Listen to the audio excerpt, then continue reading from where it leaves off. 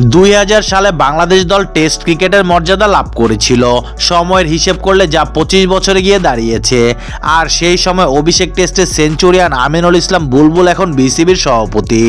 গেল মাসে বিসিবির সভাপতির দায়িত্ব নেয়ার পর এবার টেস্টে মর্যাদার রজত জয়ন্তী উদযাপনের কথা ভেবেছে ক্রিকেট বোর্ড। টেস্টের 25 বছর হয় ক্রিকেট কার্নিভাল আয়োজনের উদ্যোগী হয়েছে বিসিবি। 22 জুন থেকে শুরু হয়ে জেলা এবং বিভাগ হয়ে 26 জুন মিরপুরে সমাপ্ত হবে ক্রিকেট কার্নিভালের। 26 জুন মিরপুর জাতীয় দলের সাবেক ও বর্তমান ক্রিকেটাররা আমন্ত্রিত অতিথি হয়ে থাকবেন বলে জানা গেছে। বিসিবির পরিচালক আকরাম খান জানিয়েছে এই বিশেষ উদ্যোগের কথা। বিভাগের সাথে জেলা পর্যায়ে হবে ক্রিকেট ম্যাচ। এছাড়া সমাপনী দিনে মিরপুরে বেশ জাঁকজমকপূর্ণ অনুষ্ঠান হওয়ার কথা রয়েছে। যদিও বর্তমান সময়ের টেস্ট ক্রিকেটাররা শ্রীলঙ্কাতে অবস্থান করায় তারা যোগ দিতে পারবেন না এই অনুষ্ঠানে।